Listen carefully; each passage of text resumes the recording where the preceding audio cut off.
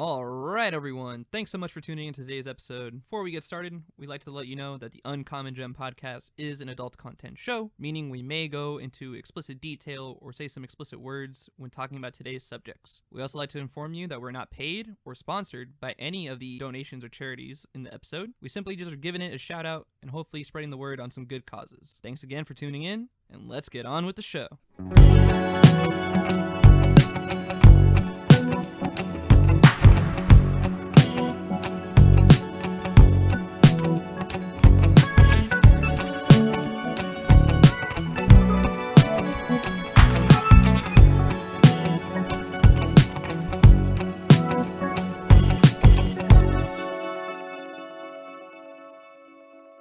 Hey, what is up again, everyone? We are back. Lucky number 13. Yay, we did it. Thank y'all for listening. Thank y'all for tuning in. My name is Kevin Estevez. I'm the host of the Uncommon Gem podcast. That's the show you're listening to now. I'm very glad and very happy we're doing more different things. It was cool to have Nick on. It was cool to have Eddie on. But yeah, we're going to keep rocking the gems. We're going to keep discovering what people want to talk about. And that's where we're heading with the gems. Let's keep it going, y'all. Today, I'm super excited about this guest. Really honored, too. Over the past summer, when the protest started, you just go to the streets and you meet so many cool characters. This one individual is definitely one of those people. He is a writer, actor, model, abolitionist, stand-up comedian, and some of y'all may know him as Plantain Poppy, so definitely give him a shout out here and there. Please welcome Luis Galilei. What up, yo? Very happy to be here. Awesome. Thank you for having me on the show, man. How you doing? How you been? Not bad, I mean, I feel like, I got allergies right now, so that's really pissing me off. But, coming out of some waves of depression and sadness from like things that are going on in the world. But obviously, we all have our personal stuff that we're dealing with. That's just been influencing my art a bit. So trying to use that, learn from it, grow through it. It's beautiful, man. That's what art's all about. I think doing the show, I definitely learned, because we've had like various artists, that it's always the expression. It's always like the true, this is me, this is what I'm doing. And you can't find that unless you go through the good and the bad. So I think this is, I always say that Renaissance is on the horizon, but I really do think so, because a lot of people have gone through the worst of it.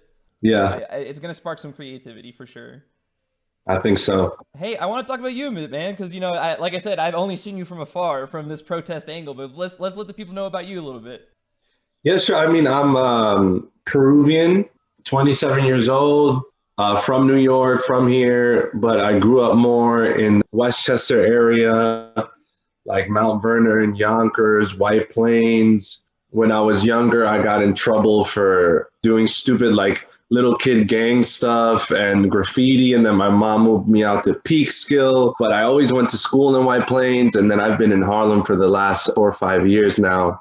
But yeah, no, I have a day job in PR. When I graduated and started to work, I was like, oh, I don't know if this corporate 9-to-5 life is what I'm going for. Started doing comedy. Comedy led me to basically everything else that I do now. COVID hit, and it just really amplified and empowered my sense of connection to humanity, and then spirituality, and then activism really came strong on the ground, and mutual aid and different things, being an abolitionist and a student of abolition. That period of time was definitely like that spark plug. Everyone definitely realized a lot that they needed to do more. And I like that you said humanity, because, just over this past summer, I've talked to so many people that some part of me never wanted to talk to before for some reason, or I was just so busy in my own personal life, but now that we had that break where we actually did have to be there for one another, I think it was really humane, like you said, very humanity driven, and it was a great learning experience, especially seeing like your crew and everyone out in the streets, especially seeing that, because y'all are so inclusive and so diverse, and everyone has gotten a chance to speak, everyone has gotten a chance to say their truths, which I really respect. Everything that you do, right, always leads up to the moment that you're at, right? Whether it's negative, positive, or you don't perceive it to be either. And like what my formal training in PR and then holding comedy shows and hosting and curating lineups, when I met my group, these group of community grassroots organizers, I just was able to use that training and then like see the expertise that each added, and with diversity at the head of my thoughts, I'd be like, okay, like I would try and help form when we have a protest about this or an action about this, like who should speak. Let's make sure we're not speaking one person for 30 minutes because then people check out. Because we want everyone that attends to walk away with some piece of education or exposure to a learned experience. And we want them to walk away with as much of it as possible. So that was something that we were doing. And yeah, I mean, COVID itself, like COVID really let us know how fragile humanity is. And it stopped capitalism like nothing has before. And we were forced to wake up. Right. And it's very unfortunate that it took the murder of another Black man for that to happen. But I think, because of the combined circumstances, a lot of people are now thinking about humanity at the center versus money, weapons, capitalistic gain, investments, or stuff like that. I mean, there's still, a bunch of people made money over the pandemic, but there's a change happening. Of course, and it's movements like this, it's movements and people like this that will definitely spark that change. I mean, a lot of the times in your crews, like in group speeches, you're always saying like abolition is tearing down the system. We cannot reform this system because it is not for us. It's not meant to be there for us. Which I think always rings that bell so loudly because very clearly we're still, in 2021, almost May, and people are still dying. Transgender people are still dying. All types of colors, races are still dying, and we're just like in the thick of it all, really. Yeah, I think like if your fight is for humanity, if your fight is for spirituality, if your fight has anything to do with interdependence, you will eventually get to abolition. Especially when it comes to the liberation of the marginalized people and the people that have been pushed from the center as much as possible, which are Black trans women, Black men, Black non-binary, the whole Black community. So like you get there because, as you said, abolition is not reform. Abolition is the creation of new practices, right? And we've been doing shit this way in this country for hundreds of years, and ain't shit changed. Like there's no less people dying, regardless of what race you are. More people over-index like on in Black communities, especially transgender women. But abolition is about the dismantling of many harmful systems.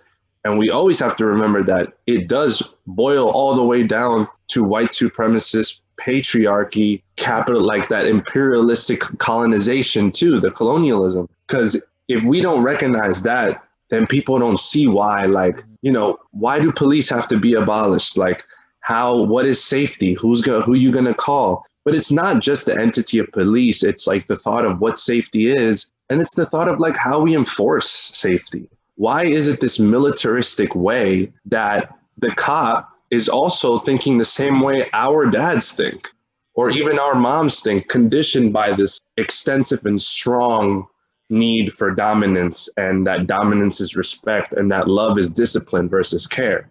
So we have to go through that. But like I always, when people start talking about reform, I don't push them aside right away, because I'm like, you're getting there. You'll understand, because watch, we voted again, Biden's in office, we got the New York elections coming up, more people are going to vote than usual. And then the population is going to continue to see that the more you vote, the more you do, is not necessarily getting you the things. So now more progressive people will then come in and be like, yeah, I'm less a reformist. I'm more of like, let's radically reallocate resources. And then you're like, okay, this is starting to show. It's an unfortunate thing, but like our country's going to progress at a very slow rate because it's been doing so well in the harmful ways that it had been founded on. I feel one thing that totally like rang true this whole past summer was seeing how so many people on the streets would just be a community. Meaning, I've seen simple acts of literally people just handing out water bottles. I've seen simple acts of people literally applying first aid to a random stranger they saw fall down because a cop shoved them. But, it's really beautiful, because that to me kind of shows the change that y'all are trying to lead, that it is not this crazy radicalized idea that a lot of people put. It really is just this community basis. We're not trying to police the community. We're trying to be a community. Yeah. But at the same time, like, I would even challenge that. Like, we have to remember what this country has deemed radical. You know what I'm saying? At one point, the abolition of slavery was radical. That was crazy for people back then. What? We're not going to have slaves? That's crazy. Now, when you want to transform the world into one that centers the most marginalized, that centers rehabilitation, that centers having just the foundation of living a good life, that centers, mental health, and that centers other forms of community justice that would not make us, one of the countries with the most incarcerated Black and brown people. That is radical because it's completely against the system. So what you're talking about in a very zoomed in way, in the summer, it was beautiful, like we were out there in the face of police that they were scared too. Let's not forget the police were scared of us too, because they didn't know what to do. Most of them are just following orders. And you got people just handing out waters, like you were saying, handing out sunscreen. You got people that you may have seen 1 or 2 or 3 times, but you trusted them. And when you came into harm's way, you locked arms with them. That is that sense of the fight against this toxic individualism and the acceptance of care and interdependence is pretty radical, because it tells us that, like, at that point, no one was like, oh, who's next to me? Is that person going to get like a promotion over me? Or, oh, who's next to me? Are they going to get the last pair of Jordans that come out? And am I going to get asked out on sneakers again? And we weren't thinking about that shit. We were just like, yo, we're on the streets. We know that it feels right. And then, we have to also give credit to us being on lockdown. Right. You know what I mean? Like, a lot of people didn't have shit to do. So people were like, okay, I opened my eyes, and also I'm going to go out and protest every day, which was New York in the summer, because we were out there like every day. Right.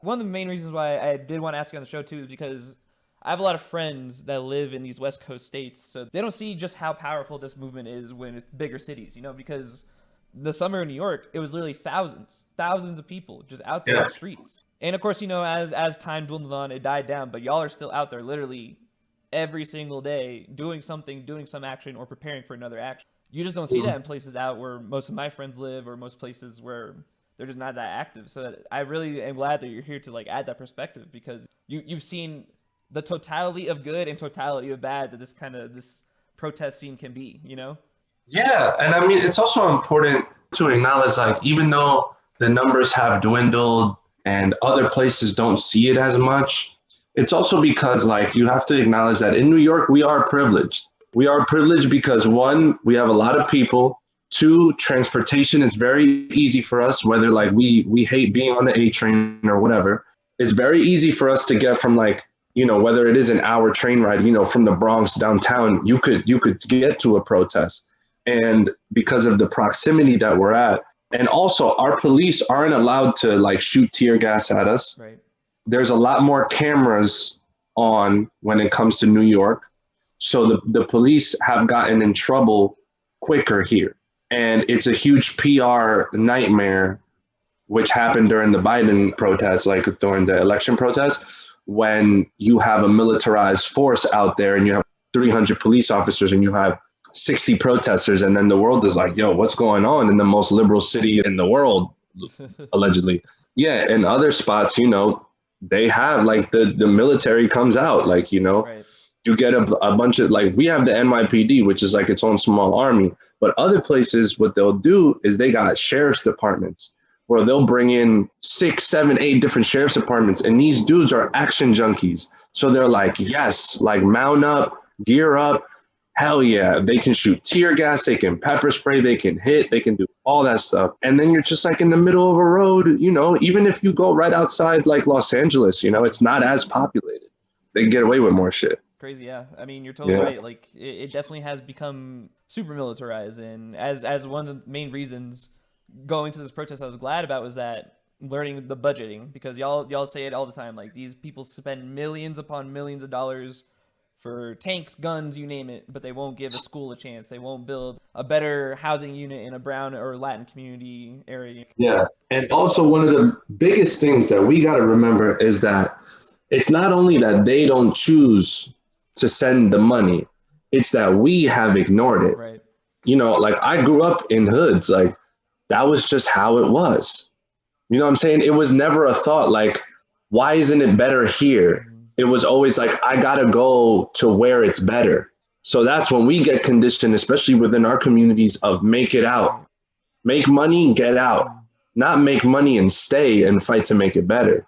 Those things, like, yeah, their budgets are big and they don't really give a fuck about Black and brown people, but also we didn't either. Right. Because we were just like, all right, like, we'll help here, we'll help there. But I guess when it comes to spending millions, I don't know why we don't have it. But now with this awakening and more people being conscious about local budgets and the amount of ridiculous money that goes into police, prisons, and not enough money that goes into the DOE. Hey folks, we ran into a quick audio issue with this part of the episode, so unfortunately we had a quick drop in the internet, but we're right back at it. Here's the rest of the episode. Okay, well, that happened. All right. Y2K. Y2K21. All right. I heard DOE was like the last thing I heard. I don't know if you want to keep diving into that or... That was my last thing.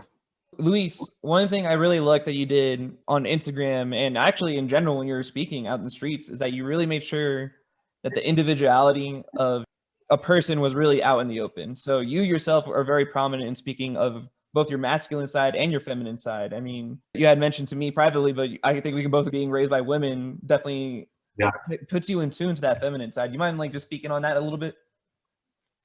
So the birth, and this will tie it all around when we get to the uncommon gem spot, but the birth of my embracing of the femme was understanding and being a student of mindfulness and spirituality, where you learn that it is a balance of both.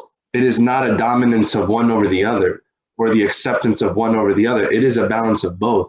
And being raised by strictly my mother, my aunt, and not having a male influence in my life or a father-like figure until I was in my teens, my mother empowered me to be emotional. She was like, when you feel, you feel. Like my grandfather would be like, los hombres no lloran. Like, and I was mad little. I was 5 years old. Like, of course kids are going to cry.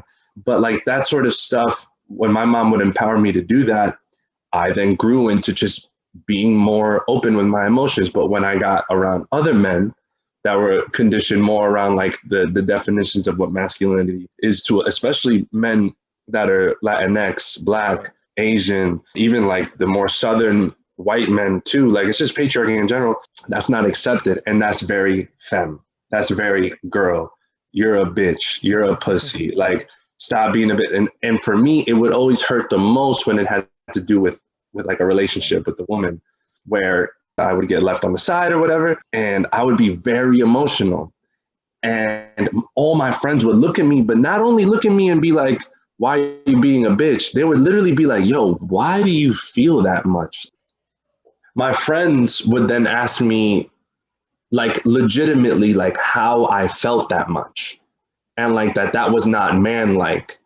And then when I spoke to other older men around me that I had at that time, it was, you just got to get over it. So even from an early age, I was put in this box of femininity that is really toxic, because having emotions and feelings, it's not femininity. That's humanity. Yeah, it's just humanity, right? But imagine that we've applied everything that is feminine is weak, and then we've applied a strength, which is feeling and embracing what you're going through, as a weakness and something that is not man, right? So that affected me at an early age, even in high school, to a point where like I had gone through this crazy breakup and I was just feeling too much. I mean, obviously I had my own traumas, my own childhood traumas that I've been through that obviously added. And it wasn't because of an attraction to men, but I was like, I must be gay. Because I was like, how can I, no one else around me, none of these guys are as hurt as me when this happens. No one expresses themselves. I'm always calling my boys, or I get along with girls better, like just being friends. And I was like, I must be gay. I like had that thought. It didn't turn out to be like that, but like now I love that contrast of me, because I'm like a very masculine presenting dude. Like out there, like a tank top, tattoos, like figured out, bandana, and then you talk to me and they're like, oh, this dude is so calm. Right. And you would think that like I've gotten different perceptions of me, but I love the contrast of me showing my femininity, and in my energy, it doesn't take away from anything. It only adds. And I feel sexy. I feel pretty. I want to feel pretty. Right. I want to feel like I love feminine body movements and being able to just like feel like I'm one of the girls almost. Right. But like, I know I'm not, you know what I mean? But it's this thing. If you get into spirituality, if you get into into humanity, if you get into the unlearning, you're eventually going to get into the dismantling of this concept of gender. Because it's really harmful to young boys and girls to put these squares around them. Right. Me, like growing up, like especially, like all my uncles would shame me and my cousin if we were seen skipping, like would shame us if we were seen just watching Powerpuff Girls, like all this stuff. And we're like, So fucked up. fun. This is dope. You know, like this is what we're trying to have fun. And I don't know, like I grew up in a Dominican background, so I also can, you know, relate to some of it where you have to be the set stone bracket. You know, you can't escape anywhere outside this bracket. And that to me is just so out of tune, because that just means like you're only going to allow a certain amount of information in, and that's just not acceptable for like a family member to do. This is not. Mm-hmm. Especially with all the pressure that comes with, you know, I can only authentically speak to the Latin side, but, you know, I've had a lot of minority friends. Not only should you be this emotionless, disciplined, strong, tough, but somehow loving, but you also have to be the financial pillar of your family. Like you must be the breadwinner. You must be that backbone financially. And what happens to a generation that doesn't get employed as much? Or what happens to a generation of men that are creatives that don't get paid a lot up top?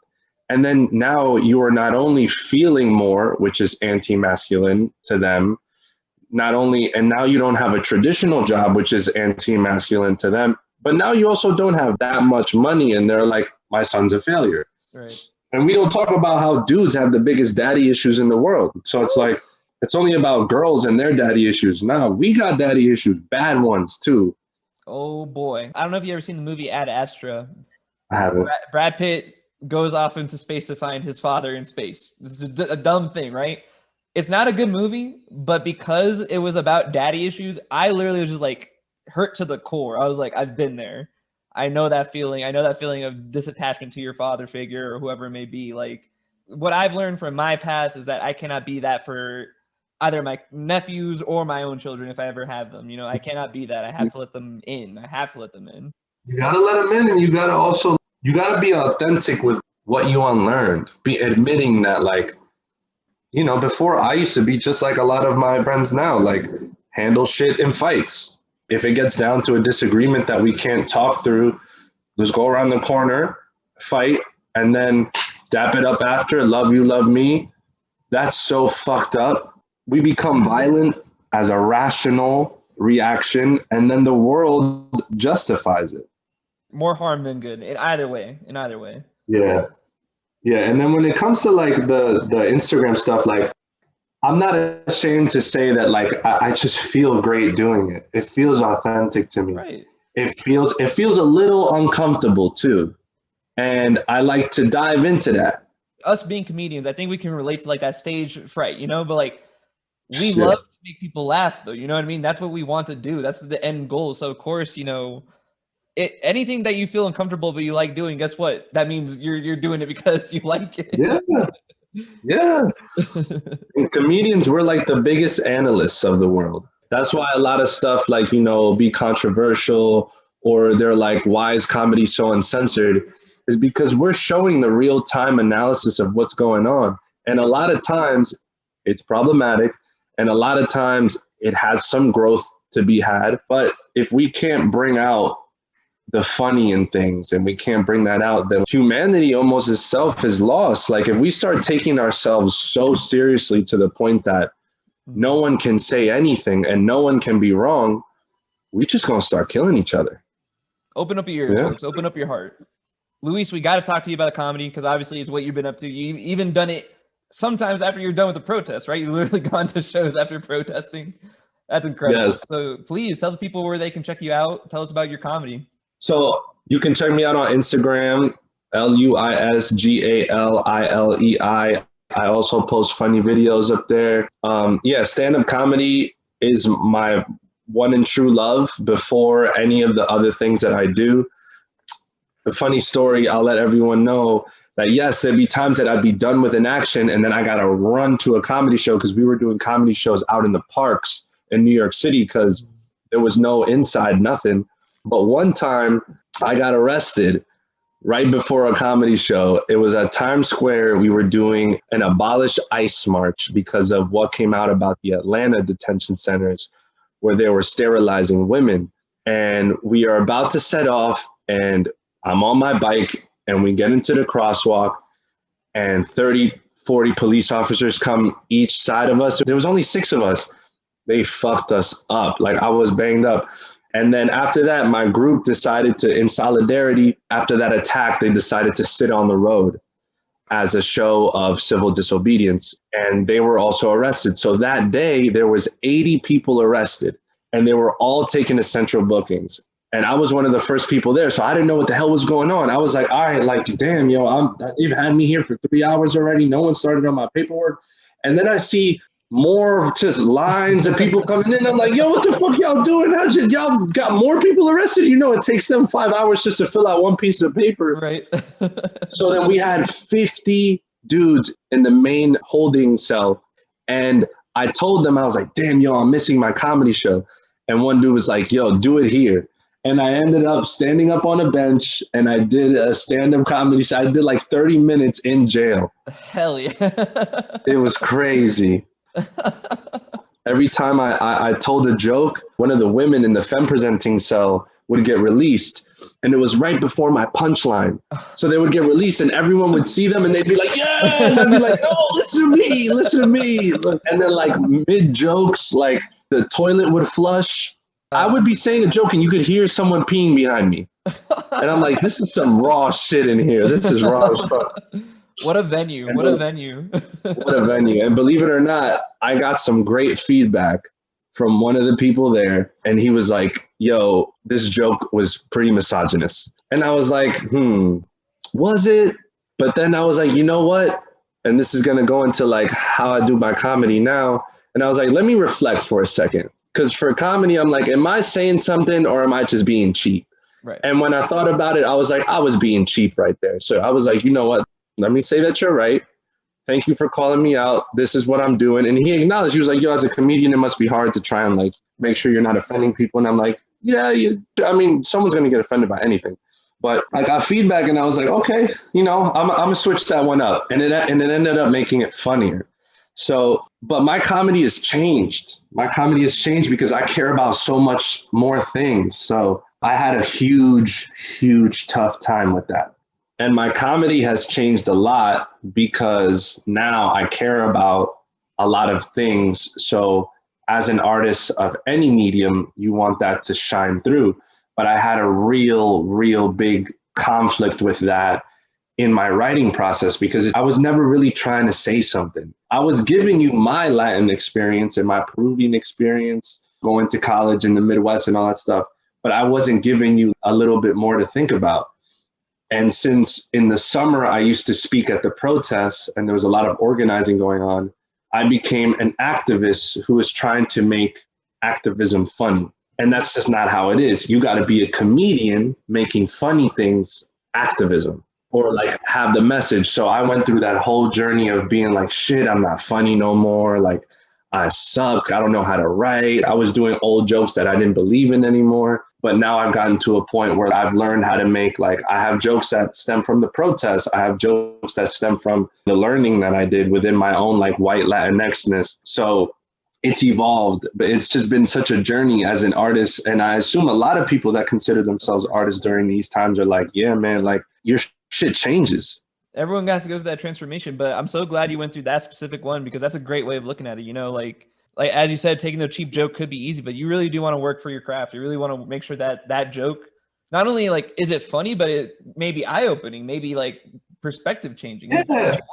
And not everything has to be eye-opening in comedy because life at times isn't eye-opening. Like I can make a funny joke about finding out that I'm white Latin, but I could also make a joke about taking a shit. Like it's the same thing. But like in that joke about like the low bar stuff, are you perpetuating stuff though? That's the thing. Like, am I perpetuating the disrespect and the sexualization of women? Maybe. If I'm not cool with that, then I should edit. Right. I think all artists are conscious of what they do. So if you're consciously being like, nah, I'm cool with perpetuating the sexualization of like a certain ethnic group, sure, you do that, but just know the good comedians will never go out of style because they will adapt with the world. Because at the end of the day, our currency is laughter. Exactly. And if you're talking mad shit and nobody's laughing, you're not a comedian no more. You're just at a rally. So then if you want laughs, you got to grow with the world. You hear that, folks? Any artist, really, any artist that's listening to this, just take that risk, take that chance, because obviously, you know, you're gonna stick with what you're familiar with, but always try out something new because that's the risk that you take. It's a very transformative journey. It's supposed to be a journey. Hell yeah. So, folks, please check out Luis, LuisGalilei. But also check out Give Me a Break Comedy if you're in New York. That's every Wednesday, right? Yes. Every Wednesday at the Bowery Electric, 8:30. Come through. Diverse lineups. Always some good laughs, and it's just a good time. We need comedy now more than ever, and I'm glad stand-up comedy's back in action. Yes, it is. So, folks, we always make sure we take time to call out an act of service or a donation that can help some people out in the world. Luis was so gracious enough to bring one onto the show. Luis, you mind telling the people what we're going to talk about? Yes. So this donation aspect is the Venmo of my smaller team now. We are a community of abolitionists. So the Venmo is BLA Community. It actually stands for Brave, Loving Abolitionist Community. And what this specific Venmo is for, it is to gather funds to pair Black activists and marginalized people with Black or POC therapists. There's been a lot of trauma. A lot of the people that have volunteered for or have been out on the streets with or have canvassed with, have done mutual aid, these people go through a lot of trauma because of the proximity that they have to it or their own.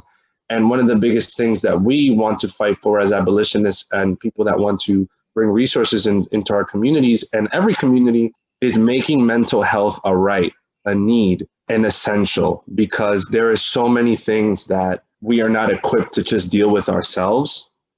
And therapy and mental health resources are so essential. So basically, to get even into finer details, we're obviously working with now people that we know very well that really need the help and have consented into the help. We will provide them with 12 sessions with a mental health specialist or therapist or psychiatrist.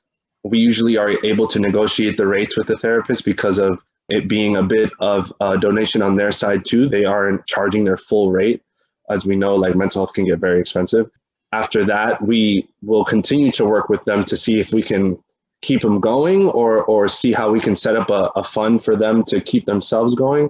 But usually with that beginning journey in mental health in 2.5 months, we'll sell you on it. Because right now the world has done a great job of not selling us on it. It's so funny how like the world can sell us on mindfulness through yoga because it's such a merchandisable thing, but they're not selling us through therapy and actual growth. But we try and introduce that, but predominantly people of color because our cultures have stigmatized mental health a lot, especially in men. But yeah, that's what that Venmo is. BLA Community, COMMUNITY. And that's what that fund is for. Please check it out, folks. And please also, you know, what Luis was saying is so true, how it's so stigmatized, and especially for men. But maybe a lot of people don't know this, but for a therapist, it's usually a white woman leading that kind of role. It almost always is a white woman. So for them to try and go out and pair them with a Black therapist is so beyond special because look, we gotta respect what it is. It's for the perspective that they can truly share, the knowledge that they can truly understand. So I really appreciate that this effort's out here, and also that you're really making sure you're taking care of your people because it takes a toll, especially seeing what goes on in the world, seeing what happens in the world. I can't even imagine. I can't even imagine pain and suffering. So you want to make sure that people have the chance to talk to these people and get some help. Mental health care should be a goddamn right. It really should. But yeah, I really do want to also appreciate y'all because I think we should give y'all your flowers for how much you actually protect the people on the streets. I don't think people really recognize that, how much actual work y'all put into it. So I do want to make sure that y'all get that love too. Give them the flowers now.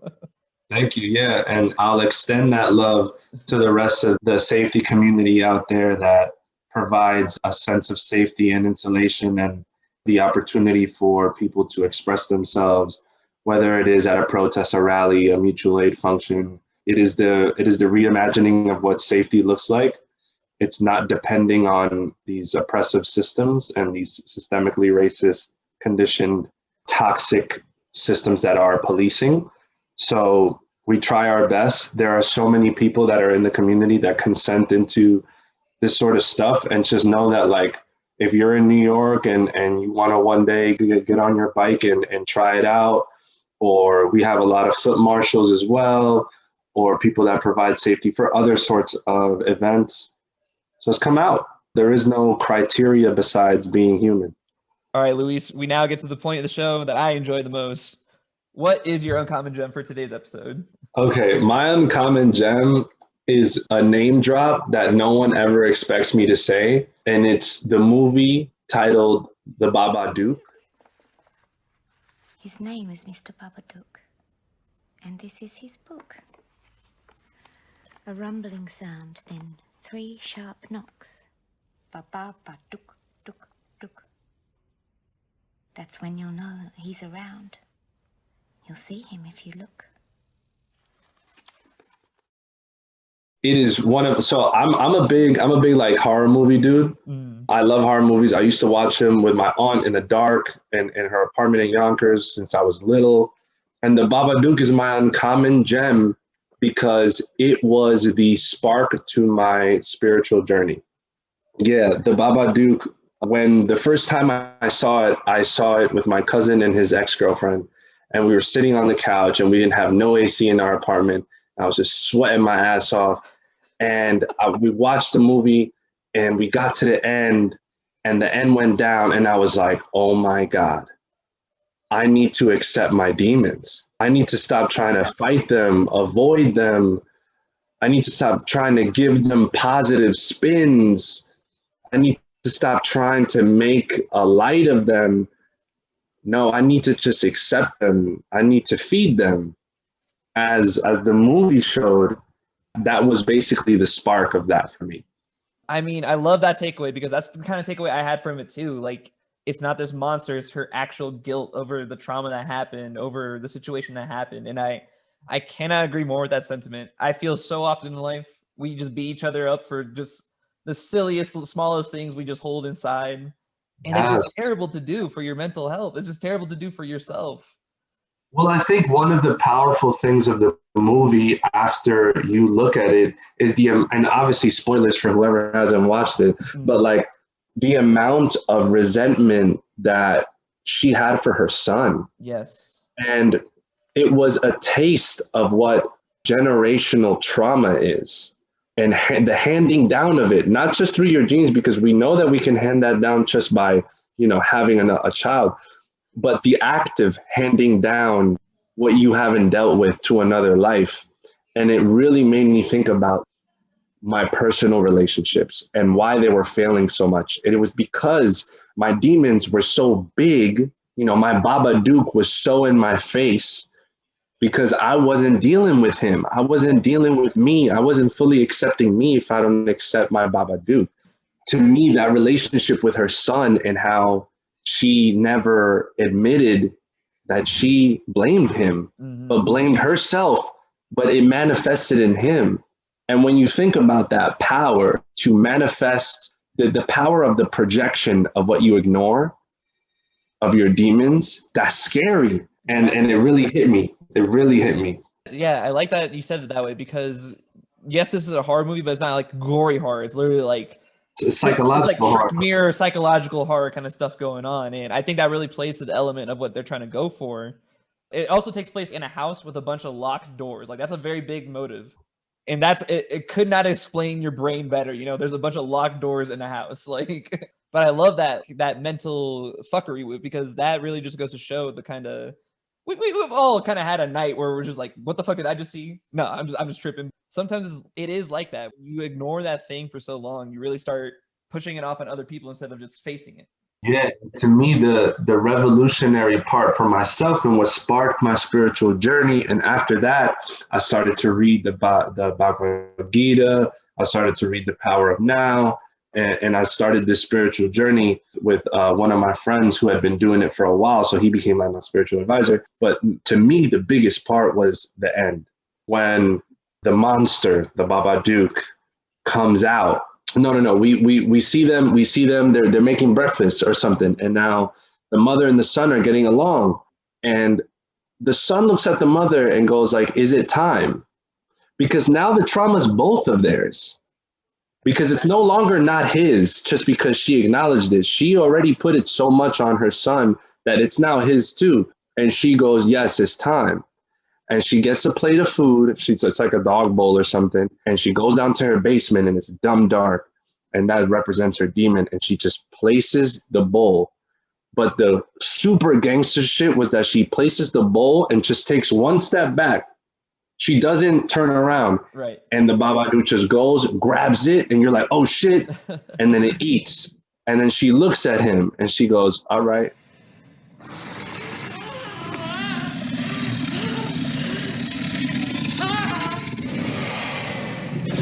It's all right.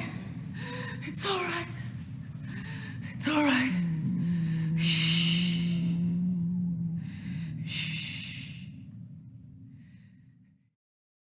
I'm going to go back up now. And it's catering that time to your trauma, to your demons, to the unlearning.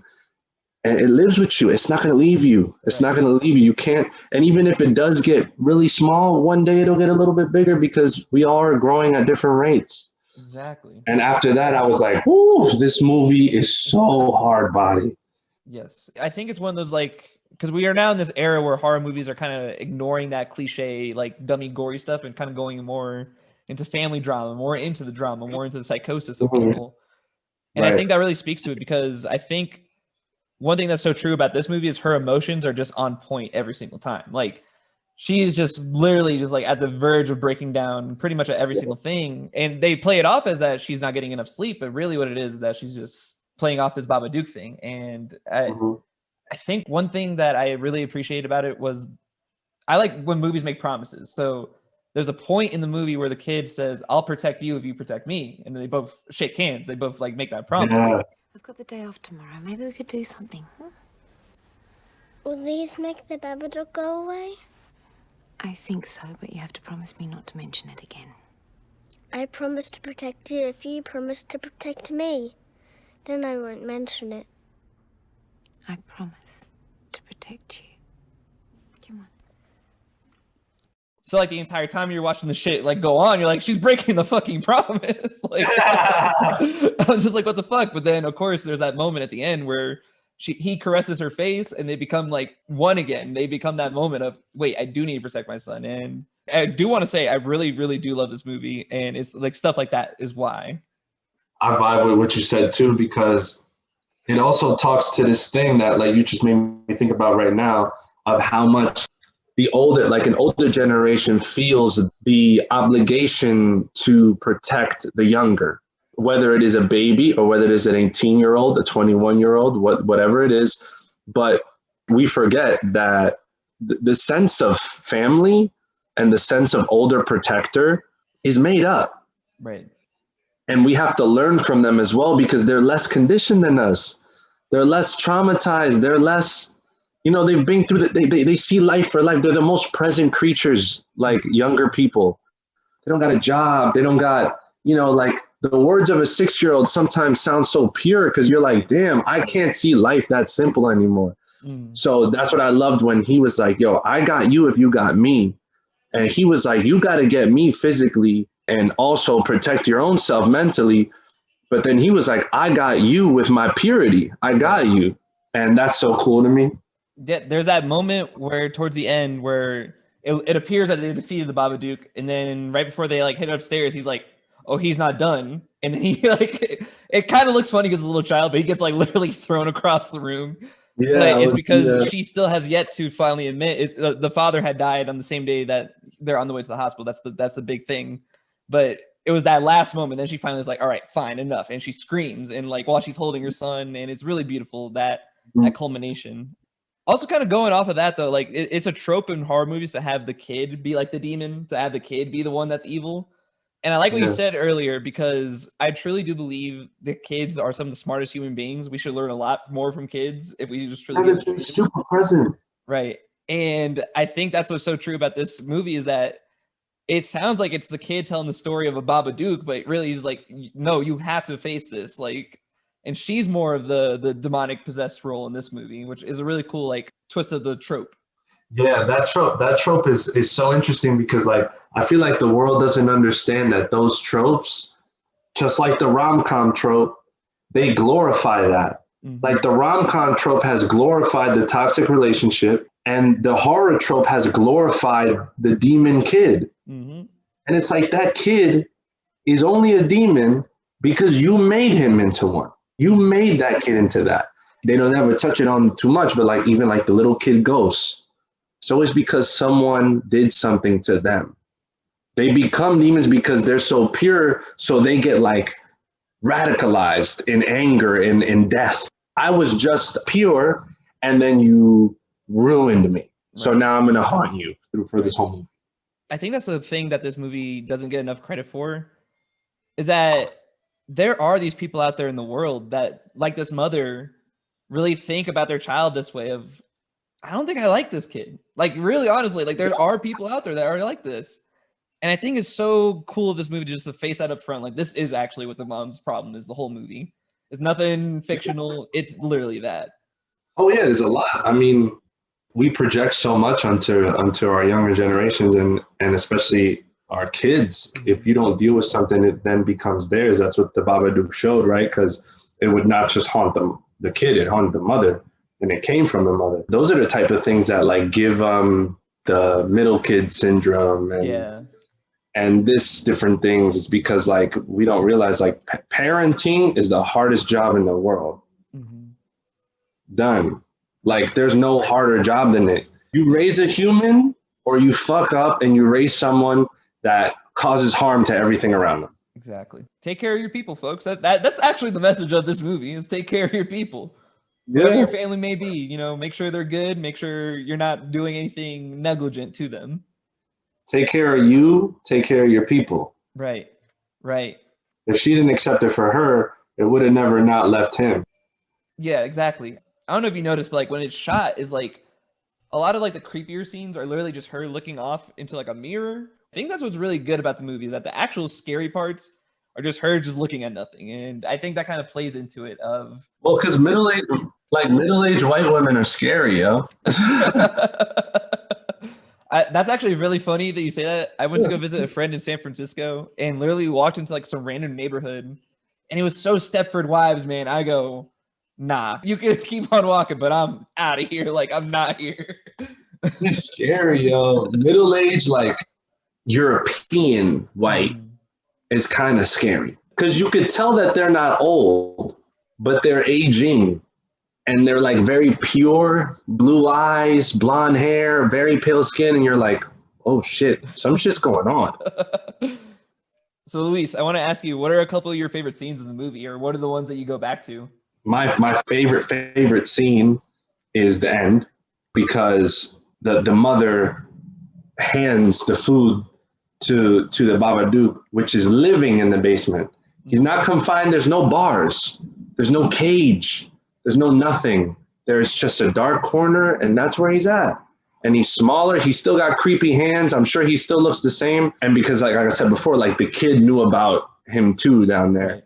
And then one of my other favorite scenes is a very subtle scene that only after post-analysis and watching other videos did I realize it. But when she has the birthday for him, she says something where like he never has had a birthday without someone, without sharing it.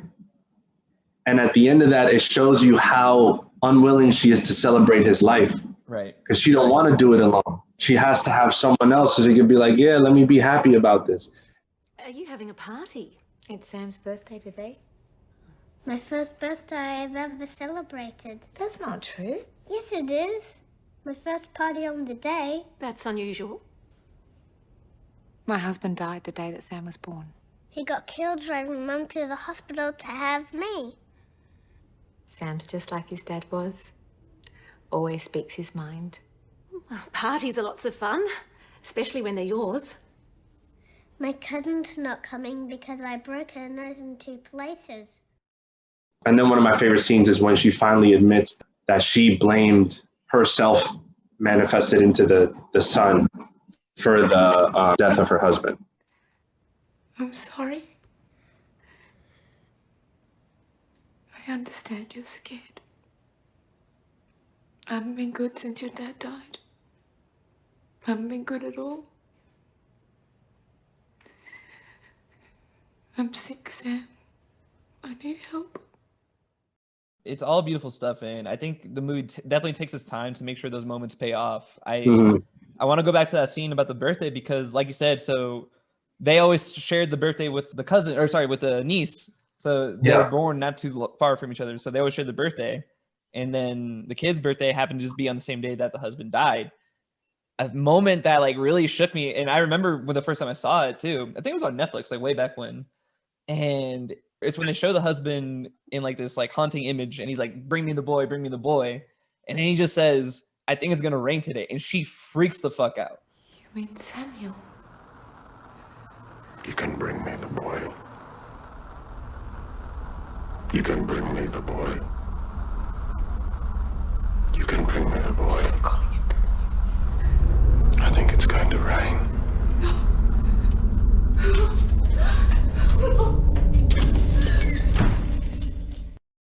And that immediately keyed me in like, oh, that's his last words. That's probably like his last words or whatever.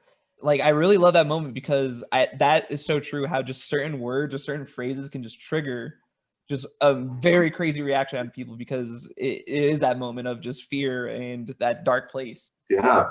I want to shout out how in horror movies, dogs know what's up. I think that's a good trope, actually. I think we need more of that. Yo, dogs know what's up in real life too. Exactly. They are the most spiritual, probably, of all the creatures. They are one with themselves, but They're the most instinctual. But I like Bugsy the dog. It's a cute dog for one. But I think the stuff with Bugsy the dog is of it like, hold on, I need to protect the son. That kind of shows exactly what's going on. Raising a dog, you have to know that it will only be reactionary if you are reactionary to it. And I think that's like kind of showing the dog. Because in the beginning, it's just, oh, it's a very peaceful dog. It doesn't do anything. But then towards the middle and the end, it's like, no, this lady's tripping, dude. I think that's a good tell of that character as well. The mom, Amelia, that she is starting to lose some hinges. Yeah. The dogs, especially in the scary movies or like the thriller movies, they'll like know who the low key killer is or something. Like that trope is always good. I wanted to also shout out the possession scene, I guess, where Sam has like tied the mom down and he's like trying to get the Babadook out of him.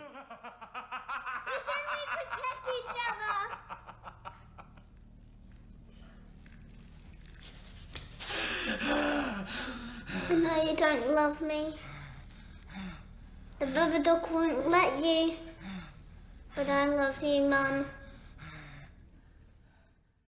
And he just screams as loud as possible. You have to get it out! Like, that scene also rings so true. I wonder what that actor's doing now, because he got to be older now, right? He gotta be like... Yeah, that movie came out in 2014, and he was a young kid then. He was young, but man, you could tell, like, he actually screams like that. You know what I mean? Like, right. That looked like a very natural, crazy, annoying white kid scream. And I was like, yo, we need to lock this dude in the closet. Because I was like, I get what it's doing for the scene, but this is triggering me. And I'm like, stop fucking screaming. I love that you mentioned that it woke your spirituality in it, because this is the kind of movie where you watch it, and I think a lot of people have different takeaways. I think like someone can watch this and be like, oh, the Babadook's a monster, and they just put it away. I think they actually can watch it and totally miss that point. But I think that's a great reason why we do the show. Like, obviously you have such a connection to it. It obviously touched you in a way when you didn't think it would. Yeah, it sparked my my spiritual journey, but specifically it sparked my awareness for my want for awareness of my traumas and my demons and owning them. And then that turned me on to spiritual and mindfulness, Buddhist practices, things that like, random white men have written about of like Asian practices and Hinduism and stuff. So then that sort of stuff, like that put more context to it around that. But yeah, it was the awareness stuff that's what it really sparked, because nothing would have stopped if she didn't finally admit and then just be aware of it. And there's that part of the movie where she starts like literally going so far as to go into the doctor and be like, give me sleeping pills. This kid doesn't shut the fuck up. I need to like take it that far. And I think that's also like, yeah, like I said, that's what I like about this movie. It really puts it into a realistic perspective because there are parents that are just like, my kid has ADHD. I'm just going to give him hella meds and then call it good. Well, meanwhile, not really checking in with the kid, like, hey, are you really good? Like, is this affecting you in any kind of way? Or my kid has ADHD and has like severe learning disabilities. Now I need anxiety medicine because of my child. It has triggered anxiety in me. And it's like, no, you've always had anxiety. It's not your child's fault that you have anxiety. Your child is the way they are.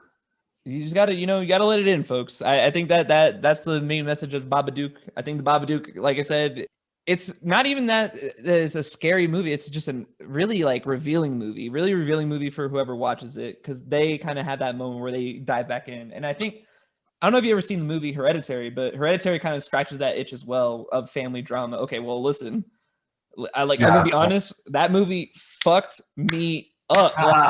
Fucked me up. That movie is scary, but very dramatic. I watch it. Yeah. But like I said, like the way this movie does, the Hereditary does the same thing of just not so much that it's showing you scary shit, is that showing you raw emotion, showing you like pure fear and terror of these people, of the things going on in their life. And that's what you want out of a horror movie. You want more of that, I think. Yeah. I mean, that's what horror movies were supposed to be like, They were supposed to put a figure to our fears, a explanation to our troubles, and then they exaggerate it. The one thing that I do like about Sam, the child, is that he's a magician. He does like a lot of magic tricks. That's the thing throughout the whole thing. Forgot about that, yeah. Magic's actually kind of like a big part of like he's constantly watching a television show with a magician, and that's what he kind of tries to do. And I think the movie definitely plays into that of the Babadook is not, well, not that the Babadook's not magic, but we're doing magic tricks with the Babadook. We're doing like genjutsu. Like, I'm not even fucking around. We're literally doing genjutsu. Yes! Bro, Naruto in it. I love Naruto.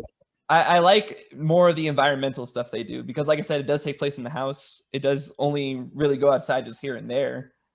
And it's so muted in tone. Like, the movie kind of looks gray, like, the entire time, up until the end. The entire time. Right. And I think that does so much work for the movie itself. It really sets you in that mindset of there's something going on before you can even get to what's going on. Yeah, the director or the writer's short film, I found out, was called The Monster, and it was in black and white, and it was essentially the monster part of the Babadook without like showing the rest of the psychological. Well, Luis, do you have any last words about the Babadook for the people? Watch it and find out what demons it brings up in you. Yeah, I think people should watch more art because art is expression, and those are the people that understand humans in the most severe way because they are going to portray the dark stuff. They, like we were talking about comedy, we're analysts, and we are going to tell it like it is.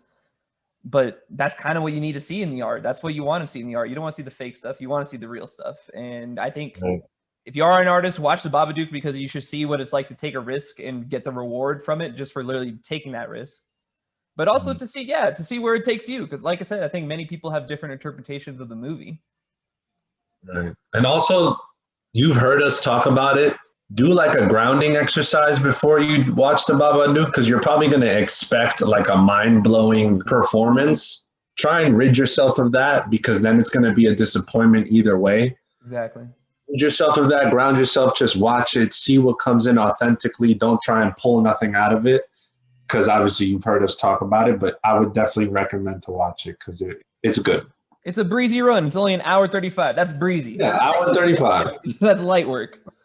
You got an hour 35. You binged for 5 hours before. We know it. Folks, once again, please check out the Venmo at BLACUMMUNITY. BLA community. Please help them out, folks. I got to say, they have educated me so much on stuff, and to see them out in the streets, I really know that the struggle they go through, and I really hope that people help them out as much as possible. So I want to see, I want to see these people win. I want to see these people win because they're trying to make others win. So definitely check it out. Yes. I know that even if you can't donate or even if you're in a difficult time, you could always ask yourself, like, how can I contribute to my block? wherever you live. Like, it doesn't even need to be time, doesn't need to be volunteering. Like everyone thinks that it needs to be like volunteering at a soup kitchen or like I have to eat up a whole morning. No, like you could literally buy a broom, a cheap one, and every couple of weeks you do a little street cleaning for your own street, Yeah. making it a little bit cleaner, adding to an environment that feels safer. You can do so many things, but we can't just be living in this world without contributing to it. Be a community member in your community. That's what I know. Exactly. Please do check out Luis. You can check him out at LuisGalilei. I get it? Yeah, EI, yes. Got it.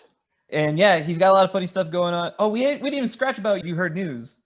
Do you want to talk about it? Yeah, please. I think this is just a funny thing because y'all tell the news like it is. We could do it real quick. One of the creative projects that I had this year was with me and 3 of my comedian friends, Julio Diaz, Talent Harris, and Jared Harvin. We were like, we all have the dream of getting on the daily shows and writing for these beautiful things. But like, honestly, like, I don't think much of them are that funny. And I don't think they tell the news how it is. Even like a little bit abolitionist or progressive centered, just got together and we were like, you know what? We're going to film in a studio that I know. We're going to do a green screen in the back. We're going to make it look like an office space. And we're just going to tell the quick news. Different people on the show would talk about rap news, sports news. I would always talk about like the political news or like entertainment news. Migrant facilities for children on the border have now reopened under the Biden administration. And just when leftist liberals thought that Biden would eliminate racism and oppression, gotcha, you pinky toe brainwashed funguses. It's the same thing as the KFC Colonel. It may be a new face, but it's the same old greasy, sloppy, 11 herbs and systemically racist, crispy or original recipe. It's a little show on my IGTV. We haven't done it in a little bit just because of different schedules, but it'll be back soon. It's a funny, half real, half satire move. We say the real headline, and then we have comments come in from anonymous sources that are definitely how the world is feeling, but no one on an interview would say. We call the politicians out on their bullshit, and it's a fun time. It's amazing. Please check it out, folks. That's the beauty of this comedy world we live in. You can check them out on Instagram and you can check them out in person. Don't forget, Give Me a Break Comedy. Where's that at again? Give Me a Break Comedy Show is every Wednesday, 8:30 at the Bowery Electric. That's 327 Bowery in the East Village in Manhattan. Beautiful stuff. Luis, any last word for the people? Abolition is liberation, and try and laugh. Exactly, yeah. Definitely laugh, folks. Well, folks, it was a pleasure interviewing Luis. We'll be back again next week. Please check us out every Friday. You know where we're at. Spotify, YouTube, SoundCloud. You know the fucking vibes. That's all I got to say. All right, peace out. You know the fucking vibes. Peace.